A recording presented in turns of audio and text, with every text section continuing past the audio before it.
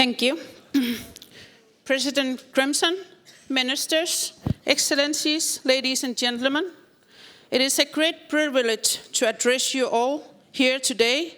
I wish to extend my appreciation to President Grimson for inviting me to take the plenary stage and speak about Greenland's new foreign security and defense policy on behalf of Naalakkersuisut, the government of Greenland.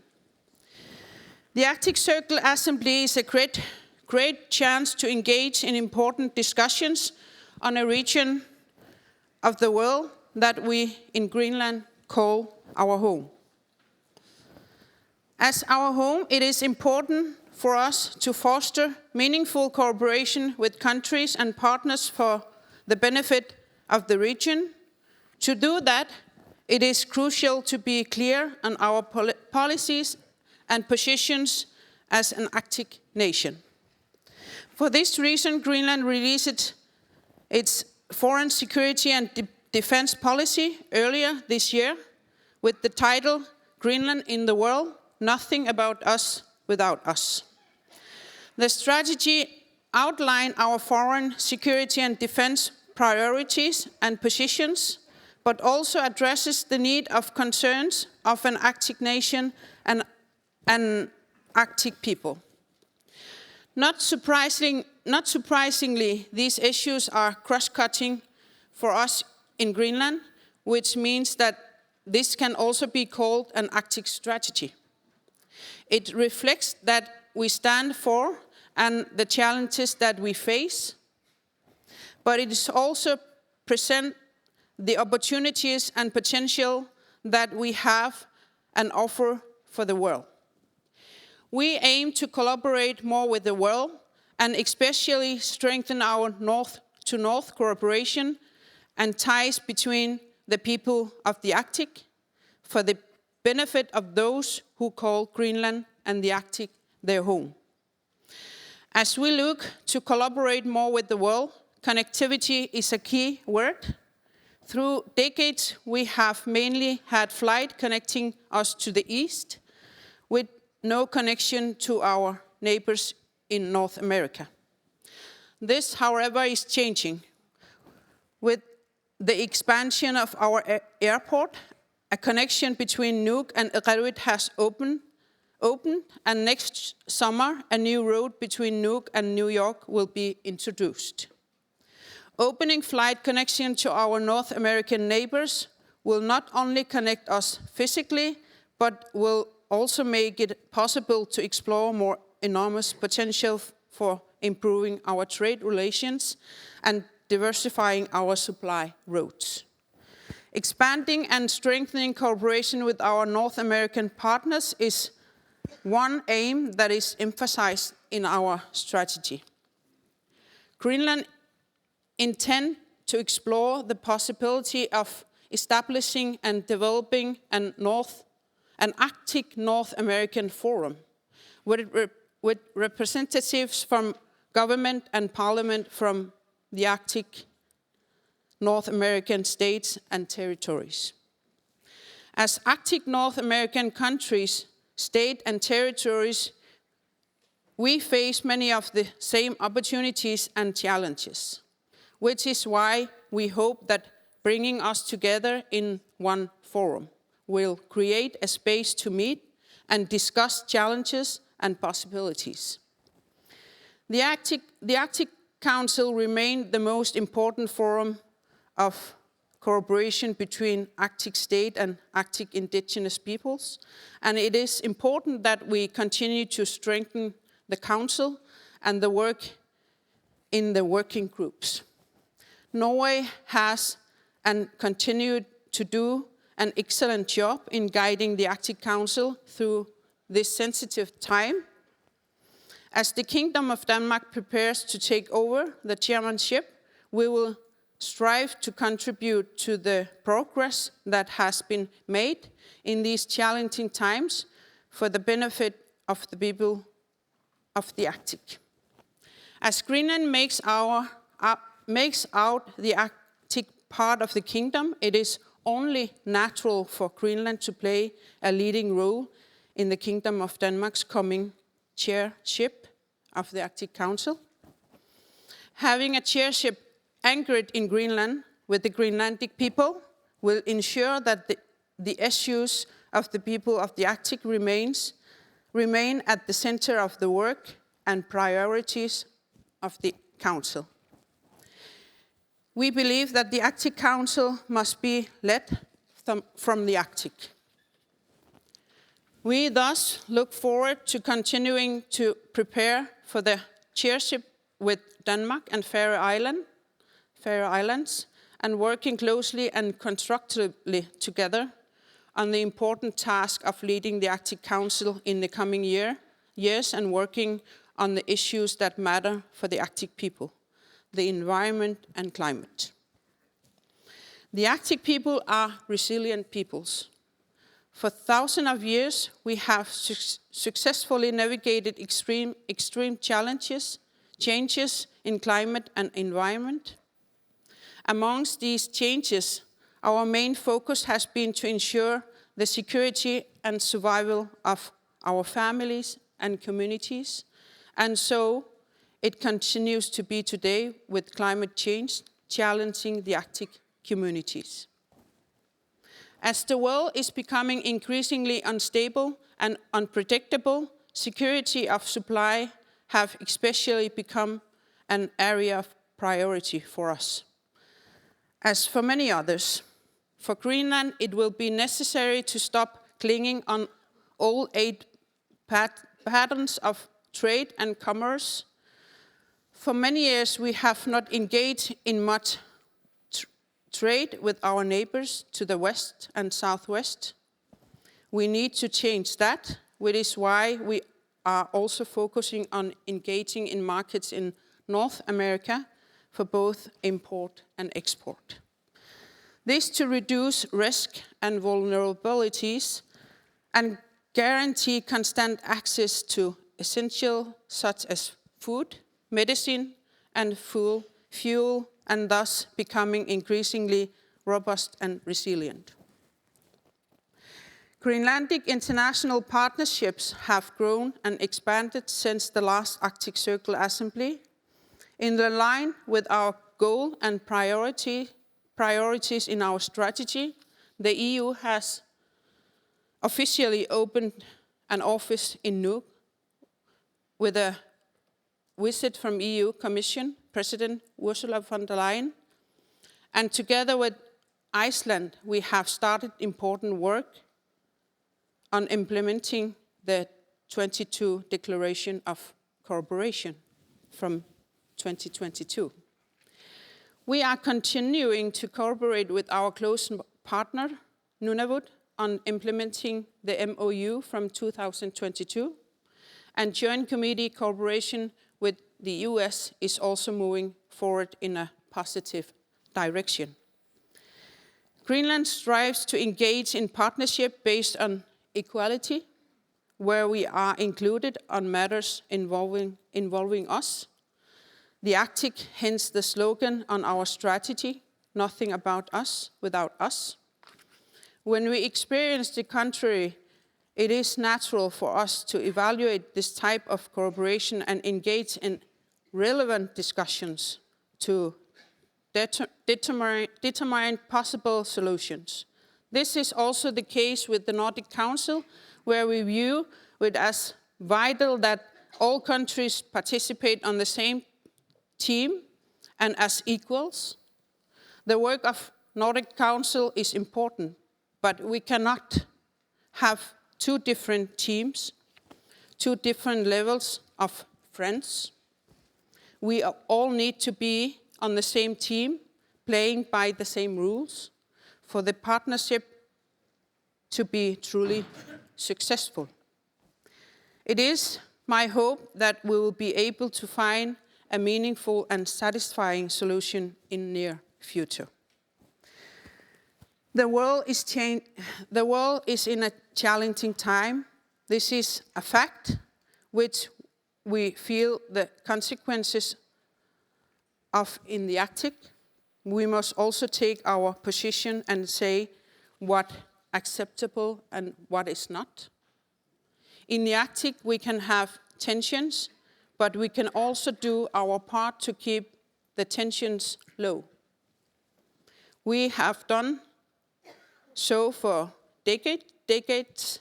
Therefore, Greenland strategy also mentions the aim of establishing a peace center in Greenland. The Arctic has a notable history of not having major warm conflicts or wars. We have kept the peace and cooperated. This is an almost sacred fact in human history, and we need to remind ourselves of that today. We need to keep the peace and cooperate however we can. With these words, thank you. Well, thank you very much, Your Excellency, and if I might invite you to sit here with me. All of us, of course, found it very interesting when your government issued this new policy, which you have now described in greater detail. So while we wait for the first questions from the audience, and please put up the light, let me ask you, as you said in your speech, it's interesting that in this policy, there's a clear emphasis on cooperating with your North American neighbors, Canada, United States. And it's understandable when you look at the geography. But probably for many people in Europe and in the European part of the membership states in the Arctic Council, came perhaps as a surprise, not perhaps for me, although followed the discussion within Greenland. So can you state here clearly that you think the reception in Canada and America will be such that we will increasingly see this, what you called Western dimension in Greenland's foreign policy and Greenland's engagement? Yes. First of all, I think to mention is that our closest neighbor is Canada and Iceland. So to increase our cooperation with our closest neighbor is, say itself, it's important. But when you look in history, our supply and our export and import, they all go southeast. Like they haven't been changed the last 300 years. So if you want to change, and if you want to diversify your economy, if you want to lift your living standard higher, then you need to think differently. You need to, and if you want to have closer cooperation with your neighbors, then you need to be transparent. You need to tell the rest of the world what your values are. So we valued a lot to have closer cooperation with the Canada, of course, and mostly important with the North Canada, where our fellow Inuits, sisters and brothers lives. We face the same challenge. We have the same opportunities. And when we stay together and stand together and talking about our challenges and opportunities, I think that we lift ourselves up. Not feeling that you're not alone with your challenges, but what you're challenged about is also seen in other Arctic places. So. Well, thank you very much for this explanation. I remember when we hosted the Arctic Circle Forum in Greenland the second time, a few years ago.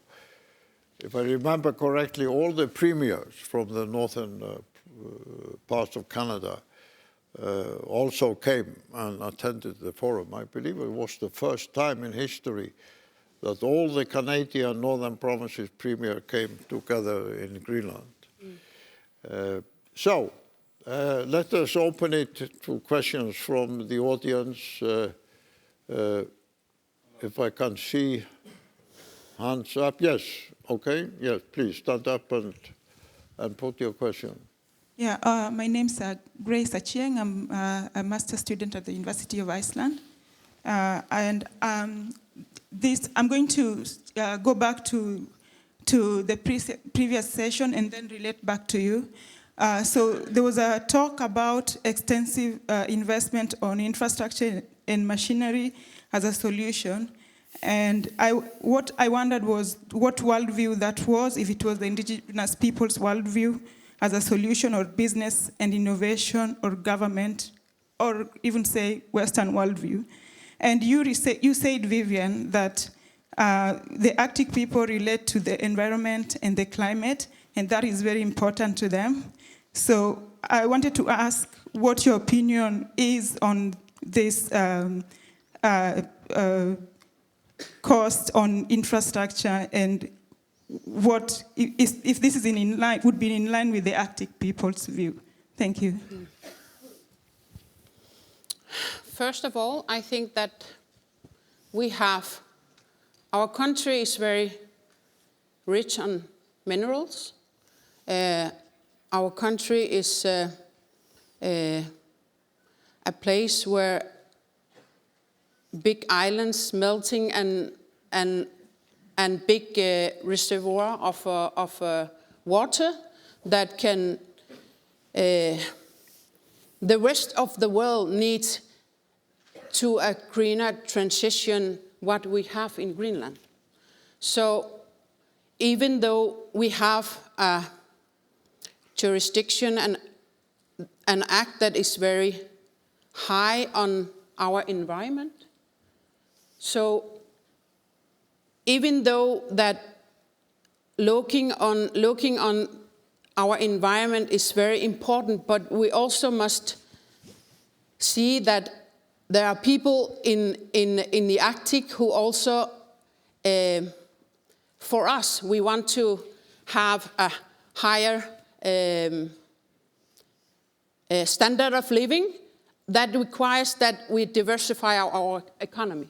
Our economy is only based on fisheries today, but we have constructed big international airports that is going to be finished, and we also tendering lakes to the world, because this potential we have here needs the rest of the world for a greener transition. So it's all about finding the balance in taking care of the environment, but also taking care of people living in the local, inclusion of the local, and finding the right partners out in the world to use our natural resources and waters the best for the West. Can I, in this context,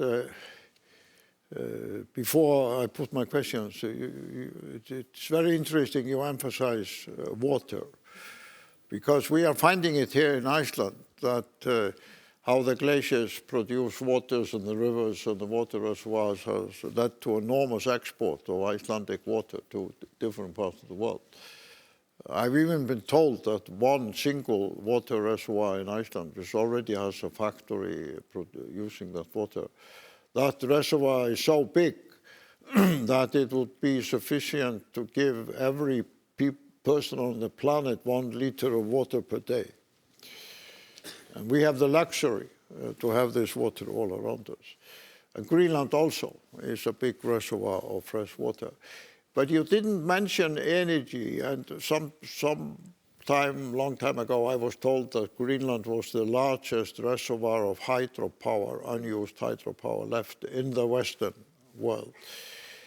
And we notice here at the assembly in sessions, for example, at the business forum, that there's a lot of interest in other parts of the world in the energy potential of Greenland. And I'm not talking about oil and gas, I'm talking about renewable energy, especially hydropower. How does that figure in to your plans to utilize this enormous reservoir of hydropower, some of it coming from the melting of the glaciers, but some of it sort of already there? First of all, I would just mention that our Minister for Energy and Environment is also here. Yes, yes. It's, the question is partly maybe most for him, but in overall, I will just say that the tendering process is now on. So it's all about to find the right partners and also find the partners that have knowledge doing that in the Arctic. So we have Norway, we have Canada, so it's all question about to find the right partners. Great. So, yes, let's take a final question from there. Yeah. This is a very interesting conference, and congratulations all over how successful it has been. But asking the Greenland minister, how can we Icelanders be more charming as partners?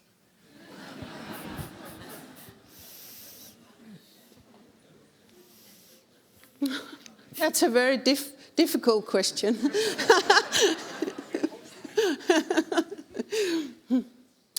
I think that our cooperation have grown the last several years, and now you have your consulate in Nuuk, and we have our representation here. And for 2 years ago, our premier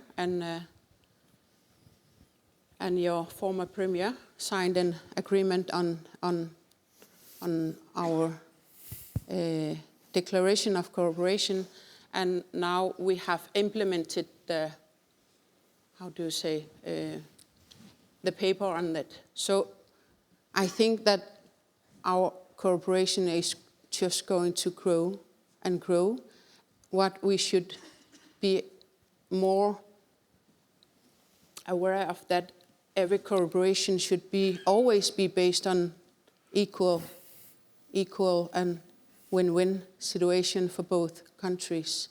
So by saying that we are focusing on north to north is very important, but we also must remember that we are not making copy of north to south mistakes. So all cooperation always focus on that. Cooperation will be based on equal terms and equal benefits. We would appreciate very much if you see something, you say something. Okay, but if I remember correctly, on the Icelandic side, the Prime Minister who signed that document of cooperation is sitting here in the front row. And as I announced earlier in this session, has agreed to become a senior emissary of the Arctic Circle. So maybe it could be part of, Katrin, your endeavor to follow up on this cooperation. So thank you very much, Minister. Thank you very much for coming again to the Assembly. We appreciate very highly that you have always found time in your busy schedule to be here with us. I know it's not easy. There are many demands on your time and effort. But on behalf of everyone here and the Arctic Circle community, we profoundly thank you for being here with us today.